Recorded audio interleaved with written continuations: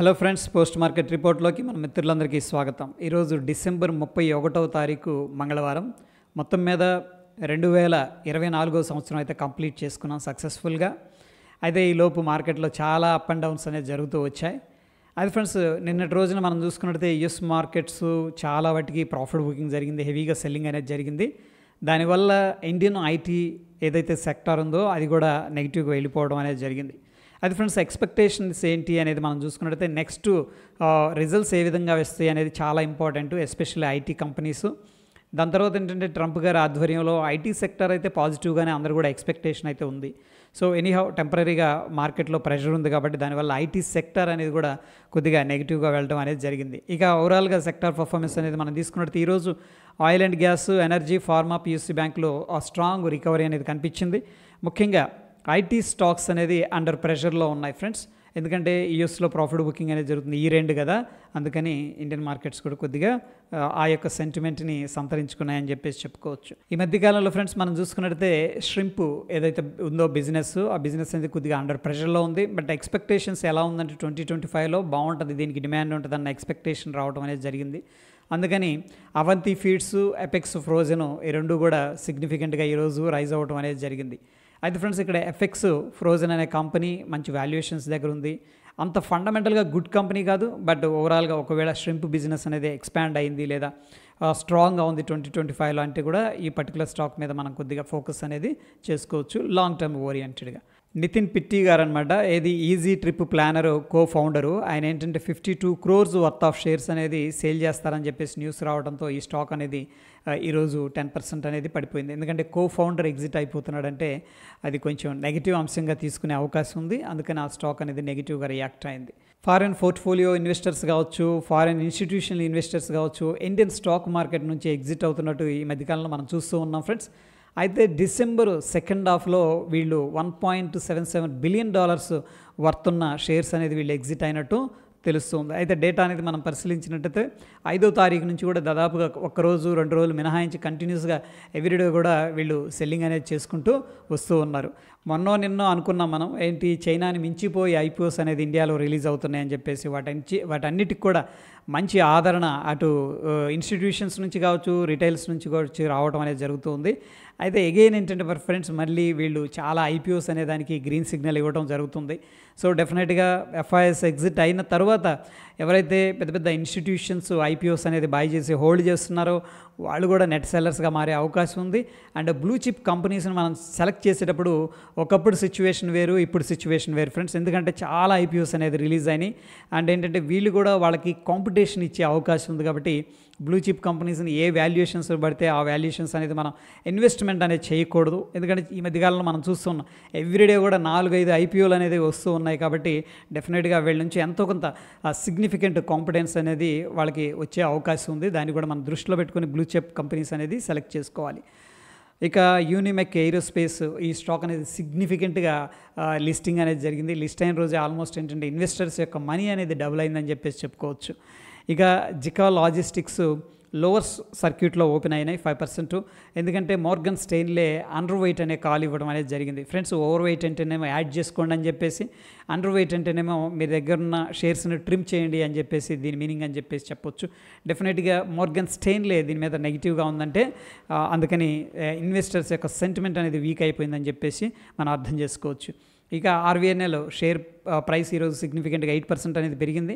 వీళ్ళకి మంచి order book ఉంది ఫ్రెండ్స్ ప్రీవియస్గా. బట్ అగైన్ ఏంటంటే ఈ మధ్యకాలంలో మార్కెట్లు కొద్దిగా బెరిష్గా ఉండటం వలన, ఎఫ్ఐఎస్ ఎగ్జిట్ వలన ఏం జరిగిందంటే ఈ స్టాక్స్ అనేది అండర్ ప్రెషర్లో కనిపిస్తూ ఉన్నాయి. బట్ ఎనీహౌ ఈరోజు 8% పెరిగింది. వీళ్ళకి 541 crore వర్త్ ఉన్న ఆర్డర్ అనేది రావడం జరిగింది. ఈ మధ్యకాలంలో ఏంటంటే ఇన్వెస్టర్ యొక్క సెంటిమెంట్ని పాజిటివ్గా డ్రైవ్ చేసింది ఐటీ సెక్టర్ అని చెప్పేసి చెప్పుకోవచ్చు. ఐటీ సేవలకి, ఆర్టిఫిషియల్ ఇంటెలిజెన్స్కి స్ట్రాంగ్ డిమాండ్ బూస్ట్ అనేది కనిపిస్తుంది ఒక పక్క.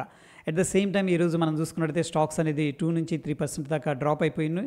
ఎందుకంటే ఫ్రెండ్స్, ఇక్కడ Q3 రిజల్ట్స్ అనేది వీక్గా ఉంటాయనే ఒక ఎక్స్పెక్టేషన్ అనేది కనిపిస్తుంది. అట్ ద సేమ్ టైం ఏంటంటే యూఎస్లో కొంత ప్రాఫిట్ బుకింగ్ ఉంది అండ్ వెకేషన్ మోడ్లో ఉన్నారు కాబట్టి, అండ్ నెక్స్ట్ ఈ యొక్క ఇనాగరేషన్ వల్ల ట్రంప్ గారు ఎటువంటి డెసిషన్స్ తీసుకుంటారు అన్న ఒక అన్సర్టనిటీలో ఉంది. బట్ అగైన్ అందరూ కూడా ఏం ఎక్స్పెక్ట్ చేస్తున్నారంటే చెప్పుకున్నాం కదా, ఐటీ సెక్టర్కి అయితే బాగానే ఉంటుందనేది ఒక పాజిటివ్ ఎక్స్పెక్టేషన్ అనేది మార్కెట్లో వినిపిస్తూ ఉంది. బ్రోకరేజ్ సంస్థలు జేపీ మోర్గాన్ ఏం చేస్తుందంటే అదాని విల్మార్ అనే స్టాక్కి అండర్ వెయిట్ అనే ట్యాగ్ ఇవ్వడం అనేది జరిగింది. ఫ్రెండ్స్, ఇక్కడ ఏంటంటే దీని అర్థం ఎవరైతే అదాని విల్మార్ అనే షేర్స్ హోల్డ్ చేస్తున్నారో కొద్దిగా తగ్గించుకోండి అని చెప్పేసి చెప్తుంది. సింపుల్గా చెప్పాలి అంటే కూడా కొంచెం వీక్ అని చెప్పేసి దీని అర్థం. దాని తర్వాత సిటీ వచ్చేసరికి వోడాఫోన్ ఐడియా మీద సిగ్నిఫికెంట్ బుల్లిష్ కవరేజ్ అనేది ఇవ్వడం జరిగింది. ఫ్రెండ్స్, వీళ్ళు ఏకంగా ఇక్కడ నుంచి కూడా 68% వోడాఫోన్ ఐడియా ఇంక్రీజ్ అవుతుంది అని చెప్పేసి చెప్తున్నారు. ఫర్ ఎగ్జాంపుల్ ఇక్కడ 10 రూపాయలు ఉందనుకోండి, మనం ఎంత ఎక్స్పెక్ట్ చేయొచ్చు అంటే 16 రూపాయల 80 పైసలకు వెళుతుంది అని చెప్పేసి ఎక్స్పెక్ట్ చేయొచ్చు as per the city world అనమాట. అయితే ఫ్రెండ్స్, ఇక్కడ ఏంటంటే మనకి ప్రీవియస్గా కూడా ఒక బ్రోకరు 10 రూపాయలు ఉన్న దగ్గర అక్కడ నుంచి కూడా 60% పైకి వెళ్తుంది అని చెప్పేసి 60 or 40 ఐఎమ్ నాట్ ష్యూర్ ఇవ్వడం అనేది జరిగింది. బట్ ఎనీహౌ బ్రాడర్ మార్కెట్ అనేది బాగాలేదు, అక్కడ నుంచి కూడా మార్కెట్ ప్రైస్ ముఖ్యంగా వోడాఫోన్ ఐడియా డ్రాప్ అయిపోయింది. ప్రాబబ్లీ ఈ టైంలో కొద్దిగా రిస్క్ చేయొచ్చేమో అని పర్సనల్గా నాకైతే అనిపిస్తుంది. Again it's not a recommendation. ఇక ఐపీఓస్ గురించి మనం మాట్లాడుకోవాల్సి వస్తే ఇండోఫార్మ్ ఎక్విప్మెంట్ లిమిటెడ్ అనేది ఫ్రెండ్స్ ఇది చాలా బాగుంది. ఈరోజే ఓపెన్ అయిపోయింది బిడ్డింగ్కి. బట్ చూడండి, సబ్స్క్రిప్షన్ బేసు 10 times అనేది కనిపిస్తూ ఉంది. సో ప్రాబ్లీ స్ట్రాంగ్ డిమాండ్ ఉన్నట్టు క్లియర్గా తెలుస్తుంది. ఇటువంటి వాటికి మనం అప్లై చేసుకుంటే కూడా మనకు పాజిటివ్ రిజల్ట్స్ వచ్చే అవకాశం ఉంది. దీంట్లో మనం అప్లై చేయాలంటే కూడా 14,076 రూపాయలు అనేది మనకి అవసరం అవుతుంది. దాని తర్వాత ఇది వచ్చేసరికి ఫ్రెండ్స్ మనకి ఎస్ఎంఈ కేటగిరీకి సంబంధించిన ఐపీఓ సిటీ కెమ్ ఇండియా లిమిటెడ్ అనేది 27వ తారీఖు ఓపెన్ అయింది, 31 అంటే ఈరోజు క్లోజ్ అయిపోయింది. బట్ చూడండి, సబ్స్క్రిప్షన్ వచ్చేసరికి 287 times ఓవర్ సబ్స్క్రిప్షన్ జరిగింది.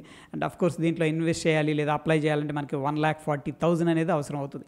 అయితే ఫ్రెండ్స్, ఇక్కడ ఎస్ఎంఈ బోర్డు ఏదైతే ఉందో దాంట్లో మనం ఐపీఓ వచ్చినా సరే మొత్తం లాట్గా మనం అమ్మాల్సి ఉంటుంది. ఇండివిజువల్ షేర్స్ లాగా అమ్ము, అవి లాగా ఆప్షన్స్ లాగా ఇస్తారు మనకి లాట్ సైజులో. మనం కొనాలన్నా లాట్లోనే కొనాలి, అమ్మాలన్నా లాట్లోనే మనం సేల్ చేయాల్సి ఉంటుంది. ఇక ఎస్ఎంఈకి సంబంధించిన టెక్నికెమ్ ఆర్గానిక్స్ లిమిటెడ్ అనేది 31st అంటే ఈరోజు బిడ్డింగ్కి ఓపెన్ ఉంది. 4 times ఓవర్ సబ్స్క్రిప్షన్ జరిగింది. అగైన్ ఏంటంటే మినిమం ఇన్వెస్ట్మెంట్ అనేది దీంట్లో మనం అప్లై చేయాలంటే 1,04,000 రూపాయలు అనేది కావాలి. ఇక ఎనదర్ ఎస్ఎంఈ కేటగిరీకి సంబంధించిన IPO Leo dry fruits and spices అనేది 1వ తారీఖు ఓపెన్ అవుతుంది ఫ్రెండ్స్, అంటే రేపు అనమాట. మినిమం ఇన్వెస్ట్మెంట్ దీనికి అప్లై చేయాలంటే కూడా 1,02,000 రూపాయలు అనేది మనకి అవసరం అవుతుంది. సో ఎనీహౌ టోటల్గా నిఫ్టీ యొక్క ఓపెన్ ఇంట్రెస్ట్ ఎలా ఉంది అనేది చూద్దాం. 0.94 అనేది పుట్ కాల్ రేషియో అనేది చూపిస్తుంది ఫ్రెండ్స్. స్లైట్గా ఏంటంటే కొద్దిగా బేరిష్గానే ఉంది. బట్ బిగ్గర్ పిక్చర్లో మనం చెప్పాలంటే కూడా ఓ రకంగా బ్యాలెన్స్డ్గా ఉంది, 1కి దగ్గరగా ఉంది. 1కి కొద్దిగా అటు ఇటు ఉన్నా సరే మనం ఏంటంటే మార్కెట్ సైడ్ వేస్లో ఉందని చెప్పేసి చెప్పుకోవచ్చు. అండ్ నిఫ్టీ నుంచి మనకి ఆ వ్యూ అనేది జనరేట్ అవుతుంది based on the open interest. Bank Nifty చూసుకున్నట్టయితే పుట్ కాల్ రేషియో అనేది 0.91 ఉంది. ఎనీహౌ ఫ్రెండ్స్, ఇక్కడ మనకి కొద్దిగా కాల్సే ఎక్కువగా సెల్లింగ్ చేస్తూ ఉన్నారు, be careful. Anyhow based on the put call ratio అయితే స్లైట్ బేరిష్ సెంటిమెంట్ అనేది కనిపిస్తూ ఉంది.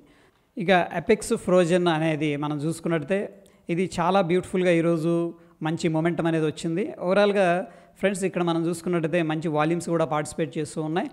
సో ప్రాబ్లీ దీంట్లో ఒక మంచి మూమెంట్ వస్తుందని చెప్పేసి ఒక ఎక్స్పెక్టేషన్ అయితే ఉంది. ఓకే, సో ఎనీహౌ ఒక పర్టికులర్ స్టాక్ అనేది మనం వాచ్ లిస్ట్లో పెట్టుకోవచ్చు. ఇక ఇండియా విక్స్ అనేది 15 వైపుగా ప్రయాణం చేస్తూ ఉంది. ఈరోజు చూస్తే 3.4% రైజ్ అయింది. డెఫినెట్గా మార్కెట్లో వోలటాలిటీ ఉందని చెప్పేసి మనకి ఇండికేషన్ ఇస్తుంది. డౌ జోన్స్ ఇండస్ట్రియల్ యావరేజ్ ఒకనొక టైంలో వీక్గా ఉంది, బట్ మనం చూస్తున్న సమయానికి ఫ్యూచర్స్ వచ్చేసరికి బౌన్స్ అనేది సిగ్నిఫికెంట్గా జరిగింది. డాలర్ ఇండెక్స్ అనేది సిగ్నిఫికెంట్గా కన్సాలిడేషన్ తీసుకుంటుంది, ఎటు వెళ్ళట్లేదు. ఇక నిఫ్టీ 50 విషయానికి వస్తే మనకి డౌన్ సైడ్ నెక్ లైన్ అనేది 23,266 దగ్గర కనిపిస్తుంది. సో ఫ్రెండ్స్, మనకేంటంటే ఎప్పుడైతే గ్యాప్ డౌన్ జరిగిందో ఇమీడియట్గా బాయర్స్ అనే వాళ్ళు యాక్టివేట్ అయ్యారు. సో ప్రస్తుతం ఉన్న సిచ్యువేషన్లో మనకి ఎలా ఉందంటే ఫ్రెండ్స్, వోలటాలిటీ అనేది క్లియర్గా ఎవ్రీడే కూడా ఇండియా విక్స్ అనేది రైజ్ అవుతుంది. దీనివల్ల ఏంటంటే మనం మేజర్ స్వింగ్స్ అనేది ఎక్స్పీరియన్స్ చేసే అవకాశం ఉంది. ఇంపార్టెంట్ సపోర్ట్ దగ్గరకు రాగానే బయర్ యాక్టివేట్ అవుతున్నాడు, ఇంపార్టెంట్ రెసిస్టెన్స్ లెవెల్ దగ్గరికి వెళ్ళగానే సెల్లర్ అనేవాళ్ళు యాక్టివేట్ అవుతూ ఉన్నారు. ఎనీహౌ ప్రస్తుతం అయితే బ్యాంక్ నిఫ్టీ కానీ లోవర్ లెవెల్లో కొద్దిగా బయర్స్ ఉన్నట్టు ఆ యొక్క క్యాండిల్ స్టిక్స్ అనేది రిప్రజెంటేషన్ చేస్తూ ఉన్నాయి. సో ఎనీహౌ ఈ యొక్క లోని బ్రేక్ చేయకుండా మార్కెట్ అనేది స్టేబుల్ అయిందనుకోండి, ఈ వీక్ పైన క్లోజ్ అయితే దెన్ బుల్లిష్ మూమెంటం అనేది మనకు మార్కెట్లో ఎక్స్పెక్ట్ అయితే చేసుకోవచ్చు. అయితే ఫ్రెండ్స్, ఇక్కడ బ్యాంక్ నిఫ్టీ అనేది మనం మంత్లీ టైం ఫ్రేమ్కి వెళ్తే చాలా ఇంట్రెస్టింగ్ ఇన్సైట్స్ అనేది కనిపిస్తున్నాయి.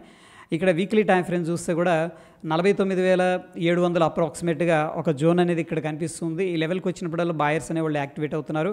మనకి ఈ హయ్యర్ లెవెల్స్ అనమాట ఆల్మోస్ట్ 53,900, 800 లెవెల్స్లో సెల్లర్ అనేవాళ్ళు యాక్టివేట్ అవుతూ ఉన్నారు. ఎనీహౌ మన క్లియర్గా డౌన్ సైడ్ ఈ యొక్క లెవెల్ అనేది వాచ్ చేయాల్సి ఉంటుంది. ఒకవేళ ఈ లెవెల్ అనేది బ్రేక్అవుట్ జరిగితే డౌన్ సైడ్ అనేది మొమెంటం రావచ్చు. లేదు ఈ లెవెల్ దగ్గర కానీ మార్కెట్ అనేది మళ్ళీ వచ్చి సపోర్ట్ అనేది తీసుకుందంటే నెక్స్ట్ మనకి ఈ యొక్క ప్రీవియస్ స్వింగ్ ఏదైతే ఉందో హైని బ్రేక్ చేసే విధంగా ట్రావెల్ అనేది చేసే అవకాశం ఉంది. సో అది ఫ్రెండ్స్ పోస్ట్ మార్కెట్కి సంబంధించిన అప్డేట్స్. మరొక ఇంట్రెస్టింగ్ ఎపిసోడ్ మళ్ళీ కలుసుకుందాం. ఫ్రెండ్స్ మన ఛానల్ ఫస్ట్ టైం చూస్తూ సబ్స్క్రైబ్ చేసుకోకపోతే ఒకవేళ కంటెంట్ అనేది నచ్చితే తప్పకుండా సబ్స్క్రైబ్ చేసుకోండి. పక్కనే ఉన్న బెల్ బటన్ అనేది ప్రెస్ చేయండి. ధన్యవాదాలు.